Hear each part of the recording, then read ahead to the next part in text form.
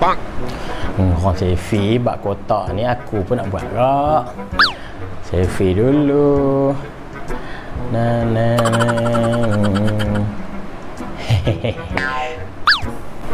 Apalah budak man ni buat. Duk posing bukan main lagi. Ish. Assalamualaikum man. Anda buat apa tu man? Alamak, ustaz nampak dah.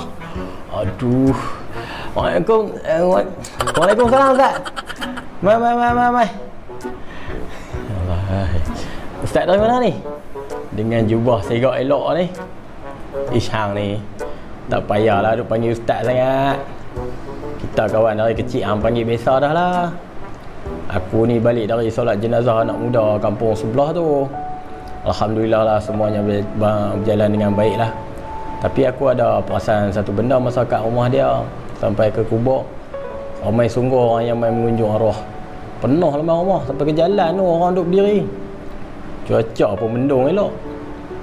Aku duduk tanya-tanya lah orang kampung dia dengan saudara mara dia tu. Mereka duduk cerita kata budak ni semasa hayat dia orang kata dia rajin kerja, tak pernah duduk keling dengan orang, tak pernah duduk bercakap pasal orang.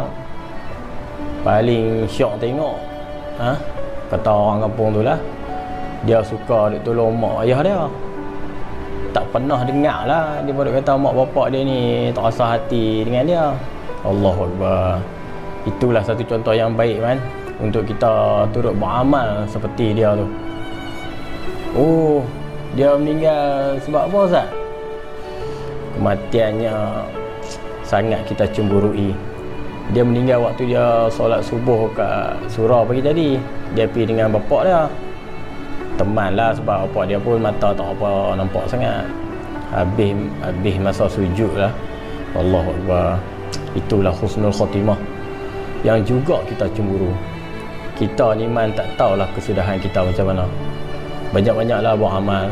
Semoga kita husnul khatimah. Man, hang pandai tukar topik lah. Tadi aku nampak hang duk pegang kotak sambil duk selfie tu. Apa hang nak buat man?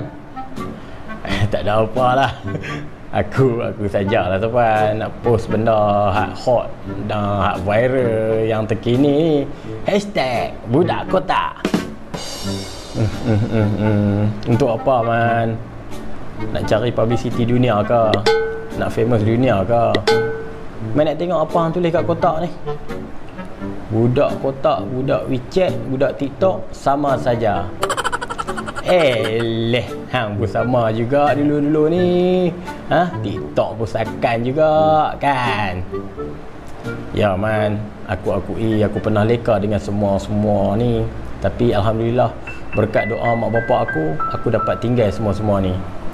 Ni hang tulis macam ni boleh menimbulkan rasa kurang syok bagi para penggiat laman sosial. Aku adalah juga follow kotak-kotak ni.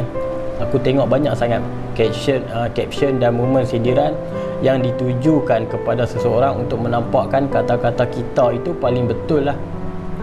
Bila ada hati yang kurang senang dengan caption kita tu, mulalah timbul pembalahan pendapat di ruang komen-komen. Lepas tu ada yang sindir balik. Paling teruk akan berlaku pergaduhan. Kita ni daripada duk pegang kotak ni, baik kita pegang Al-Quran. Dah sah-sah isi Al-Quran itu menjadi petunjuk bagi orang-orang yang inginkan jalan yang baik. Allah Subhanahu Wa Taala berfirman, sesungguhnya Al-Quran ini memberikan petunjuk kepada jalan yang lebih lurus. Surah Al-Isra, surah yang ke-17 ayat ke-9. Kita pegang kotak dengan caption macam ni bukan dapat apa pun. Kuih nak boleh dosa ada lah. Baik pegang Al-Quran, pahala dapat, berkat dapat, rahmat dapat. Allah Subhanahu Wa Taala berfirman, dan kami turunkan kepadamu Al-Kitab, yang ini Al-Quran, untuk menjelaskan segala sesuatu dan petunjuk serta rahmat bagi orang-orang yang berserah diri. Surah An-Nahl, surah yang ke-16 ayat ke-89. Ya betul, kita ni nak betulkan apa pendapat orang yang pada kita tu tak kena tapi ada caranya. Kalau main boh lagu ni dalam laman sosial, benda tu tak terang dan tak jelas, tu yang boleh jadi sindiran dan akan lajak jadinya pergaduhan. Nabi kita Rasulullah sallallahu alaihi wasallam bersabda daripada Uthman bin Affan radhiyallahu anhu telah berkata, Rasulullah sallallahu alaihi wasallam bersabda, sebaik manusia di antara kamu orang yang mempelajari Al-Quran dan mengajarnya kepada orang lain. Hadis riwayat Bukhari. Baik hang tulis kat kotak tu tulisan-tulisan Al-Quran, doa-doa harian ke, hadis-hadis Nabi ke, boleh juga rakan FB baca dan dapat pengetahuan tentang Islam, dan secara tidak langsung hang pun dapat pahala. Ni tulis macam ni nak dapat pahala boleh lah. Laman sosial ni akan jadi baik kalau penggunanya menggunakan dengan baik dan sebaliknya. Laman sosial ni salah satu cerminan dan lambang diri kita serta sejauh mana dewasanya kita. Kena ingat, usia meningkat tetapi dewasa belum tentu ikut. Ia terletak kepada apa yang kita paparkan dan apa yang kita perkatakan, sama ada di ruang komen, di ruang caption ke, itulah diri kita. Cuba jadikan laman sosial ni satu jalan untuk kita berdakwah. Esok kita mati, Allah Subhanahu Wa Taala akan tanya, apa yang hang buat untuk agamaku? Hang nak jawab apa? Aku cuma pegang kotak je ya Allah. Nak jawab macam tu? Lepas tu nak jawab, aku pandai TikTok je ya Allah. Nak jawab macam tu? Esok ni laman sosial kita ni akan dihisap. Kalau banyak benda baik yang kita buat dalam laman sosial, alhamdulillah selamatlah kita. Kalau kita gunakan untuk ini semua, untuk membawang, untuk maki hamun orang, untuk gedik-gedik, untuk kecam orang, untuk sindir orang, lepas tu kita share pula benda yang tak pasti kesahihannya. Kita share orang-orang, kita share perkara yang boleh mengaibkan agama dan macam-macam lagi lah. Hang mendapatlah esok.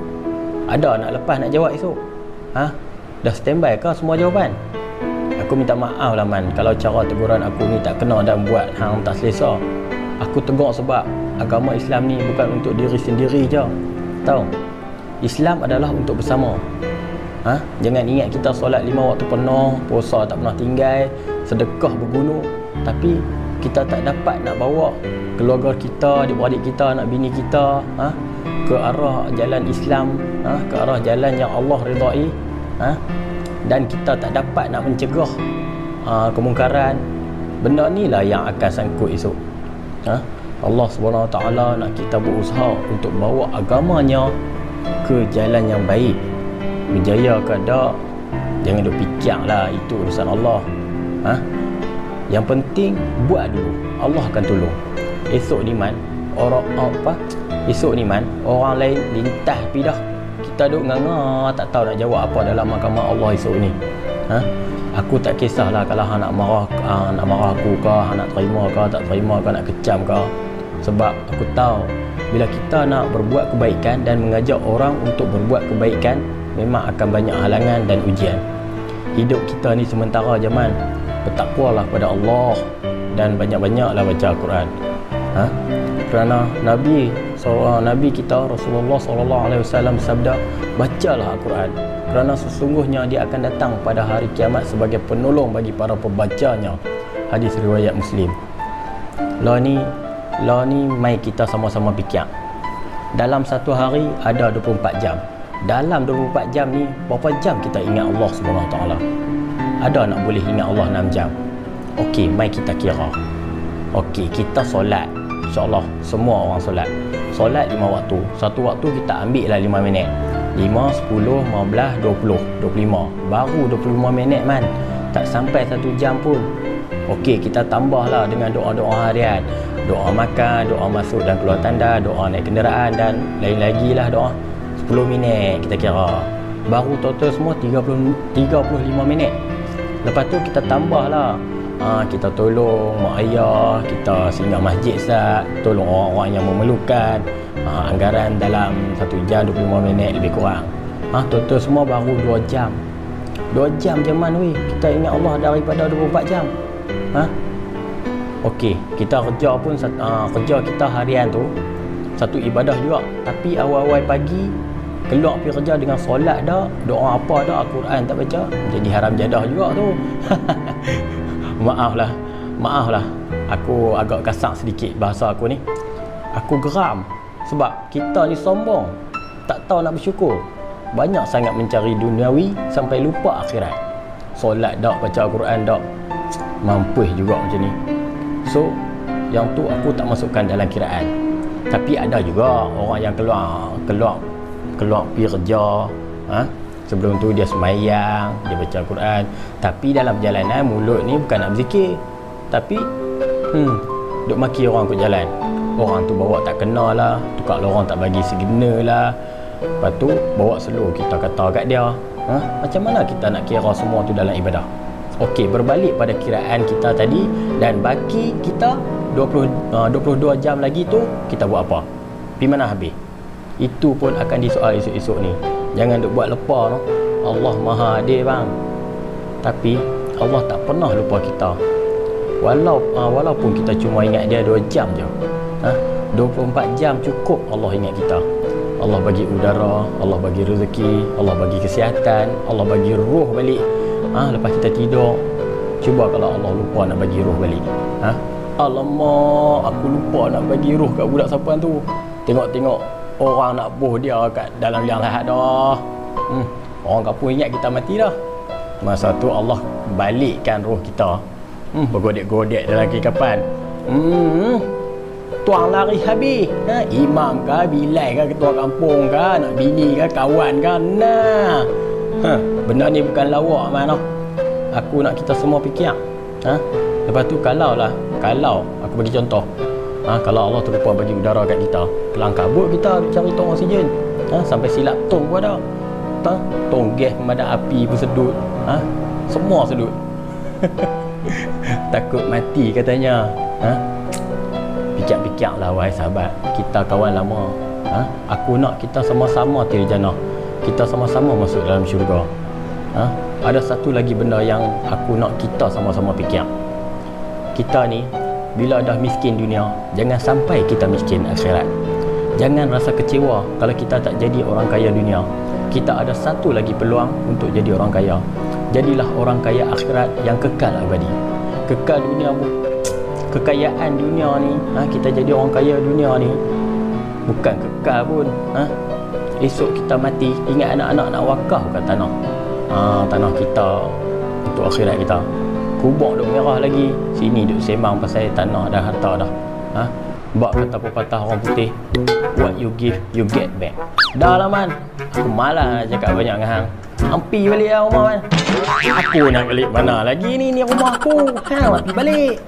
Itulah duk cakap banyak sangat. Kan dah celaru. Oh sungguh kau dah. Sorry. Jom aku balik dulu. Assalamualaikum. Waalaikumsalam.